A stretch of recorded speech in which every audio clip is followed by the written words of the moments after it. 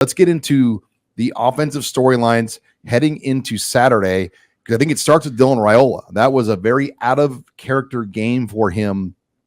He was actually charged with 4 turnovers because at the very, very end of the game, on a 4th down play, there was a fumble that he got charged, along with the 3 interceptions. 3 of Nebraska's turnovers in that game happened inside the 15-yard line in the red zone. Indiana scored 28 points off Nebraska turnovers. And that's the question. Why were the turnovers happening? Is it the predictability? Is it the lack of the run game? Is it bad decision-making? Is it all of the above? And I don't think anyone has an answer. I just have to isolate on each one. It's a second straight uneven performance for Dylan. He's in a tough spot because there's really nothing this offense really can hang its hat on right now. It doesn't seem like. So it all comes back to the quarterback. I've said it. I've been saying it since August that the best thing for Dylan would be a good run game. Well, the run game ranks 99th nationally now. The run game ranks 14th in the Big Ten. I said it a million times. You get the run game going, the conventional running back running game going, take pressure off your quarterback. It's not happening.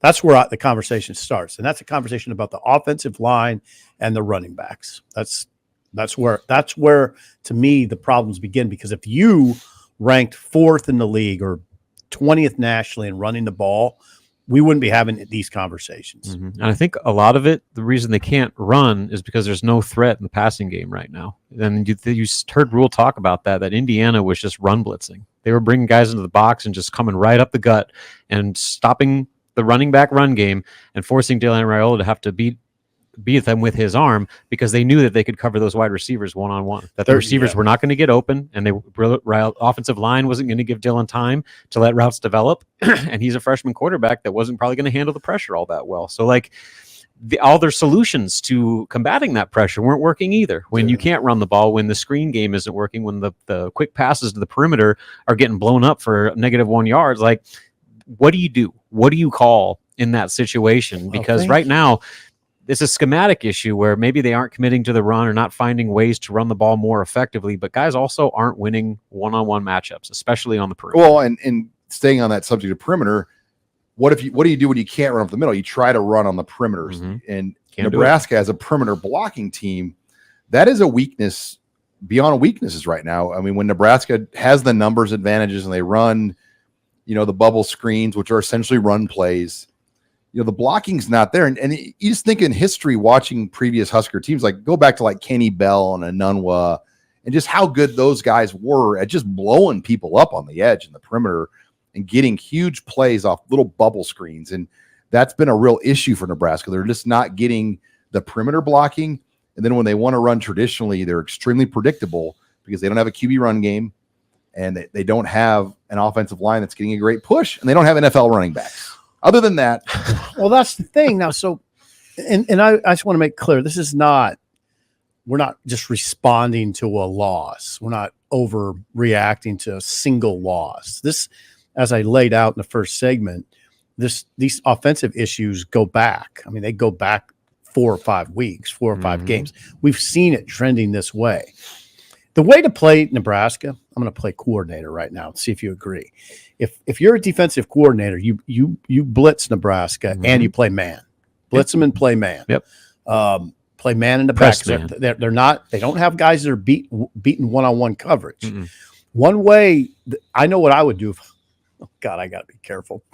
I really got to be careful. I would run 19 and 17 down the field more. I would straight go routes sometimes. Just and Ja'Cory Barney basically is now a starter. They stretch the defense. I mean, Tennessee's beating Alabama with 3 guys running go routes. Nebraska's got 3 sprinters in Naor, Lloyd, and Ja'Cory Barney. Use them. They run a lot of layered routes, a lot of underneath stuff. Then those are just getting blown But when that up. speed can't get off the line of scrimmage, how effective are those go routes? Yeah, and they're losing. When they're playing press man and getting locked up at the line of scrimmage, and that offensive line can't hold for 7 seconds for them to actually get out of their routes and downfield, that concept becomes worthless. Guess how many throws on Saturday went over 20 yards down the field? Guess. Well, I'll say 2. One. I was going to say one. Okay. And they connect. It was a 25-yard pass. In terms of balls that travel 20 yards plus in the air. So that has not, I mean, we know Dylan Raiola has a great arm. In the Rutgers game, there were 6 that went deep, and a lot of that was in the first half. So yeah, I don't know. I got to pretend. I got to quit pretending like I'm a coordinator. But I've watched Nebraska now, and that's how you do it. If you man them up, it's just like in basketball, Rob. If you're playing a team that you're much more talented and athletic than, why zone them? Mm-hmm. I mean, why would you zone them? You man them up and take advantage of your athleticism against their vulnerability that way. Yep. Yeah, and the offensive line, when it's predictable, I mean, it puts them even in tougher positions. Absolutely. So then it winds back to this whole Fire Satterfield conversation. We've pretty much established that there's not much there to work with. So what do you do as a play caller?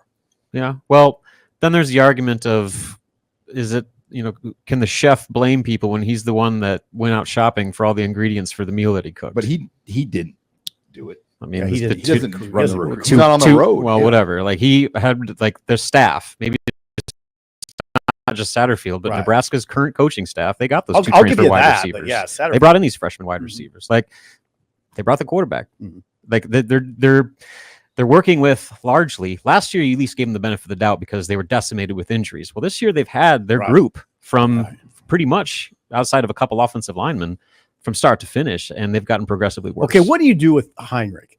I think that this is now. I'm much more amenable to the conversation of how about a little more Heinrich, running as a quarterback. How do you flow that into a flow of a game? There isn't much flow right now, I guess. I mean, 1 play, you're out. 2, I mean, how do you do it without making it that?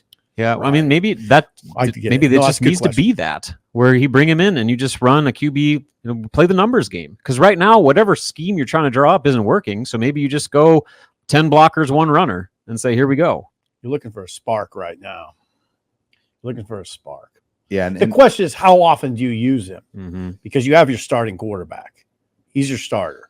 So how often do you use him? There's a threshold is what I'm talking about.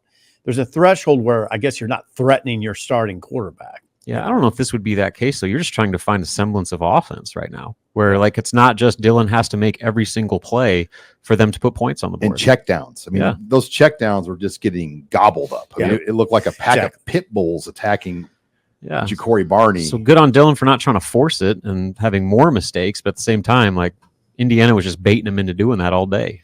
And I feel for Dylan. I feel for him. It goes back. I'm going back to the running game. If they had that going, if they had a Jordan James, if they had a Judkins, if they had name a very, very good running back, if they had that, it would take a lot of pressure off of the quarterback.